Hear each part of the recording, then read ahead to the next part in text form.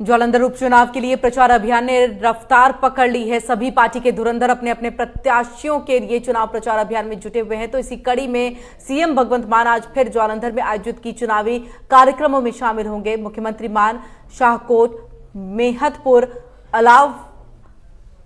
अलावलपुर और भोगपुर में चुनावी कार्यक्रम को संबोधित करेंगे। तो वहीं पार्टी प्रत्याशी के लिए वोट की अपील भी की जाएगी।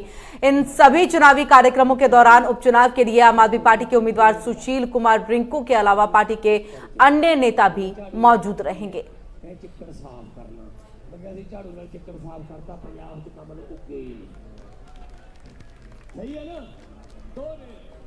तो जालंधर उपचुनाव के लिए प्रचार अभियान ने रफ्तार पकड़ ली है। सभी पार्टी के धुरंधर अपने अपने प्रत्याशियों के लिए चुनाव प्रचार अभियान में जुटे हुए हैं और इसी कड़ी में मुख्यमंत्री भगवंत मान आज फिर जालंधर में आयोजित की चुनावी कार्यक्रमों में शामिल होंगे और मुख्यमंत्री भगवंत मान शाहकोट जाएंगे, मेहतपुर, अलावलपुर और भोगपुर में चुनावी कार्यक्रम को संबोधित करेंगे। तो वहीं पार्टी प्रत्याशी के लिए वोट की अपील भी की जाएगी। इन सभी चुनावी कार्यक्रमों के दौरान उपचुनाव के लिए आम आदमी पार्टी के उम्मीदवार सुशील कुमार रिंकू के अलावे पार्टी के अन्य नेता भी मौजूद रहेंगे। और चलिए ज्यादा जानकारी के हम सीधे रुख कर लेते हैं अपने संवाददाता नितिन धीमान का, जो हमारे साथ लाइव जुड़ चुके हैं। नितिन, चुनावी सभा को संबोधित करेंगे मुख्यमंत्री भगवंत मान। लगातार हम देख रहे हैं जालंधर उपचुनाव जो है उसकी सियासत तेज हो रही है। सभी पार्टियों ने कमर कस ली है। मुख्यमंत्री भगवंत मान की तरफ से आम आदमी पार्टी के उम्मीदवार के लिए ये चुनावी सभा वोट की अपील की जाएगी। बिल्कुल, और हम पिछले कुछ दिनों से मुख्यमंत्री खुद कमान संभाली है उन्होंने और अग्रसर हैं। कल भी एक शाम को एक जालंधर के अंदर रोड शो उनकी तरफ से किया गया था। कई जनसभाएं की जा रही हैं और आज शाम को 4 बजे 3-4 हल्के अलग अलग हैं। चाहे भोगपुर की बात करें, जालंधर से बाहर एरिया शाहकोट की तरफ है 4 बजे कार्यक्रम। तमाम यहाँ पे नुक्कड़ सभाएं होंगी, जनसभाएं होंगी। और क्योंकि ये शहर के बाहर के एरिया हैं, ये कह सकते हैं ग्रामीण एरिया हैं, तो यहाँ पर लोगों से डायरेक्ट कनेक्ट होने के लिए नुक्कड़ सभाएं करते हुए इस तरीके के कार्यक्रम रखे जाएंगे। और अब डायरेक्ट लोगों से सीएम जुड़ते हुए नजर आ रहे हैं। तो वहीं दूसरी ओर कई कार्यक्रम और भी आम आदमी पार्टी की तरफ से अपने लेवल पर किए जा रहे हैं। और जहां तक बात करें चुनाव प्रचार प्रसार की, तो अन्य पार्टियां भी लगातार प्रचार प्रसार में जुटी हुई हैं। थोड़ी देर बाद यहाँ पर केंद्रीय मंत्री हरदीप पुरी पहुंचने वाले हैं, अपनी प्रेस कॉन्फ्रेंस करेंगे, कुछ लोगों को ज्वाइन कराएंगे। कांग्रेस की तरफ से भी अब जो ग्रामीण इलाके हैं उनका रुख कर लिया गया है।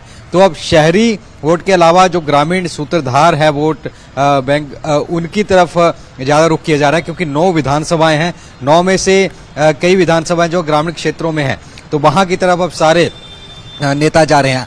आम आदमी पार्टी की बात करें तो सुशील रिंकू वहां से उम्मीदवार हैं, उनको साथ में लेकर के मुख्यमंत्री लोगों से वोटों की अपील कर रहे हैं। यही कहा जा रहा है कि प्रदेश में चूंकि आम आदमी पार्टी की सरकार है और अगर यहाँ पर भी सीट लोकसभा की आम आदमी पार्टी के पक्ष में आती है तो विकास की बयार यहाँ पर बहेगी। ये उस दिन अरविंद केजरीवाल ने भी कहा, भगवंत मान ने भी कहा है। तो कहीं ना कहीं अपनी जो उपलब्धियां हैं पिछले 13 महीने की सरकार की, चाहे फ्री बिजली करनी हो या गिरदावरियां करानी हो या नौकरियां देनी हो, तो ये सारी चीजें जो गिनवाई जा रही हैं जब भी लोगों के बीच जाते हैं आम आदमी पार्टी या सीएम जाते हैं। तो ऐसे में कहीं ना कहीं अब पूरा चुनावी अखाड़ा एकदम जोरों पर है जालंधर के अंदर। और अब ये देखना होगा कि आगे जनता किसके ऊपर अपना विश्वास जताती है। लेकिन आज शाम को मुख्यमंत्री चाहेंगे, क्योंकि तमाम पार्टियों ने यहाँ अपना जोर लगा दिया है, कमर कस ली है।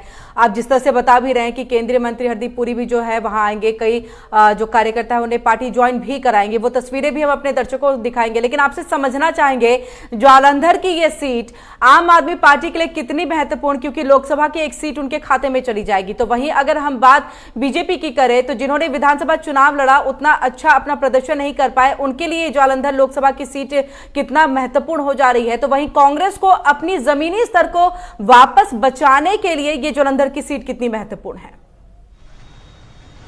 देखिए, आम आदमी पार्टी के लिए 3 पॉइंट्स हैं जो कि बताते हैं सीट कितनी महत्वपूर्ण है। सबसे पहली, लोकसभा में कोई भी उनका रिप्रेजेंटेटिव नहीं है। आखिरी भगवंत मान थे, इस्तीफा देकर के फिर विधानसभा गए, तो वहां पर आवाज उठाने वाला कोई आ जाएगा। दूसरी बात, पहला बाईपोल पार्टी हार चुकी है संगरूर का, अब दूसरा हार अगर गई, अगर सीट नहीं आती है तो आगे 2024 के लिए बहुत बड़ी परेशानी का सामना करना पड़ सकता है रणनीति को लेकर के भी।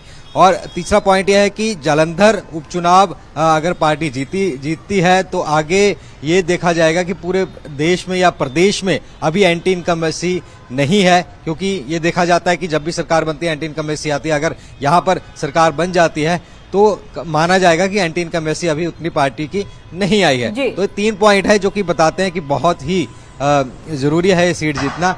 जहां तक अगर बात करें कांग्रेस की, तो कांग्रेस के जितने भी लोगों से हमारी बात हुई, खासकर किरणजीत कौर जो कि चुनाव लड़ी, उनका कहना है कि मैं ये सीट एक लोकसभा में जाने से ज्यादा प्राइड की बात है हमारे लिए कि एक जो लीगेसी थी और दिवंगत उनके पति जिनका देहांत हो गया चौधरी संतोष सिंह, उनकी एक लाज बचाकर रखना, उस तरीके से इसे देखा जा रहा है। तो उसे एक गौरव की बात कही जा रही है कांग्रेस की तरफ से।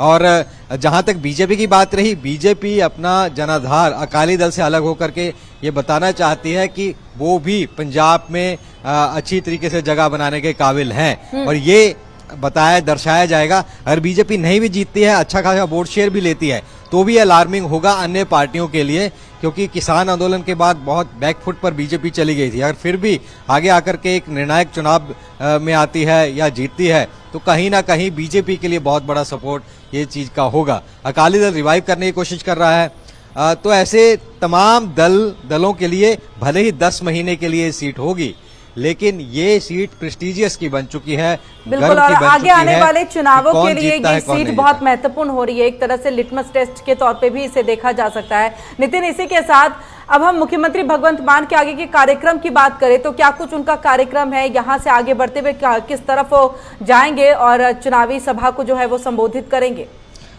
बिल्कुल, उनका जो कार्यक्रम है 4 बजे शाहकोट में है, उसके बाद 4:30 बजे महतपुर में, 5:30 बजे अलावलपुर आदमपुर कॉन्स्टिट्यूंसी में पड़ता है, और 6 बजे भोगपुर में उनका कार्यक्रम होगा।